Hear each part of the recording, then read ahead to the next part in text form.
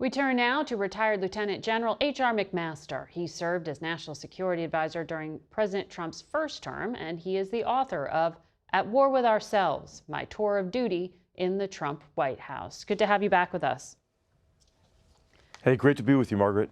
So you've been here. Mike Waltz is no longer the National Security Advisor. CBS reported his deputy, Alex Wong, will also depart his role, but then as of Friday morning, we found Wong was still on the job. It is not clear what the National Security Council makeup will be or how long the Secretary of State will be at the head of it, advising the president. What significance does this have for America's national security?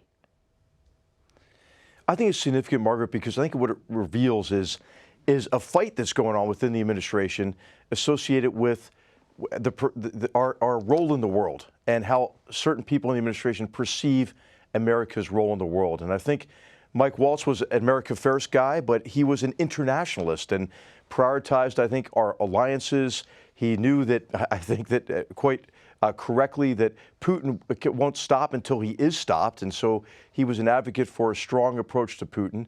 And I think there are those in the administration who have a much different worldview, who are in favor of U.S. retrenchment or disengagement from complex challenges abroad, want to prioritize kind of the Western Hemisphere, North American defense.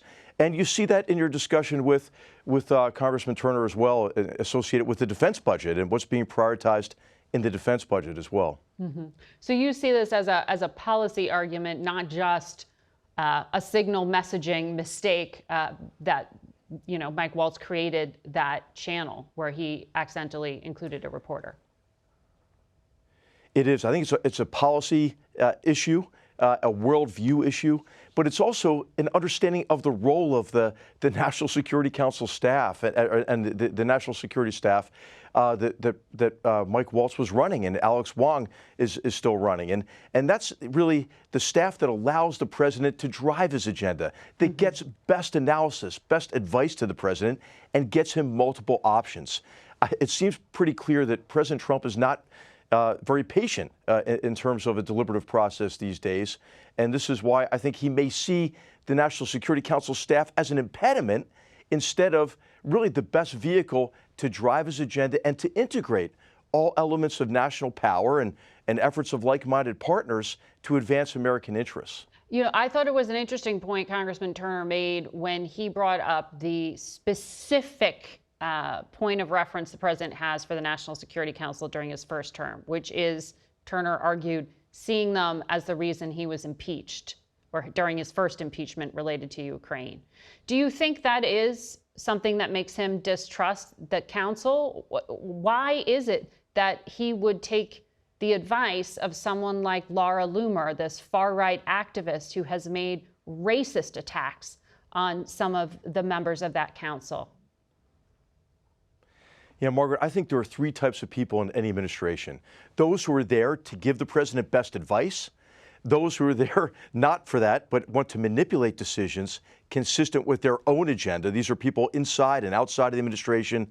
And there's a third group of people who sometimes take on the role of maybe saving the country and the world from the president.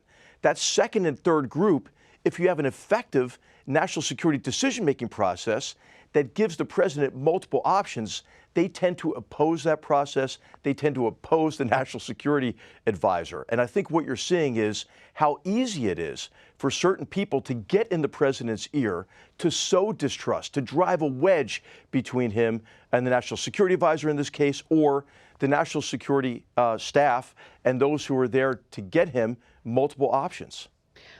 You referenced the different worldviews of some of the people advising the president right now, particularly regarding our allies. In Europe, we saw an interesting decision this week in Germany. Their domestic intelligence agency concluded an investigation into a far-right political party known as AfD. They declared it to be an extremist group because of anti-immigrant, anti-Muslim positions. Their leaders have trivialized the Holocaust. They've called for deporting non-white citizens because that violates the German Constitution. This would sound like a domestic issue.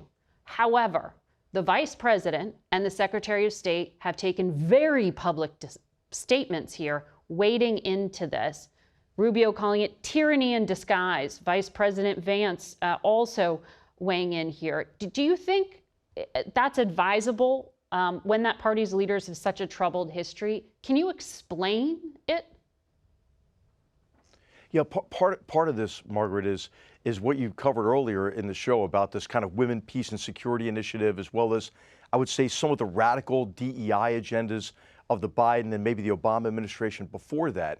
This is like an equal and opposite reaction, and it's international. And this is one of the reasons why there are some people in the United States who kind of regard Putin as the savior of Western civilization or Christianity and so forth, which is obviously kind of a perverse view of him as well. But I think what's related to this is this emphasis on, retrenchment, just take care of ourselves, disengage from the world. And I think that these are related. What's I think interesting about this, though, is that the Trump administration, I think, risks replicating the flaws of the Obama administration's policy. Because what you see is now some people in the Republican Party seeing the source of all ills in the world as like the neocons, and they trace that back in particular to the invasion of Iraq in 2003. So that blaming ourselves, other Americans, for the ills of the world, and the associated impulse toward disengagement risks recreating, I think, some of the fundamental flaws in sort of the Obama administration approach to the world. H.R. McMaster, thank you for sharing your insight. We'll leave it there.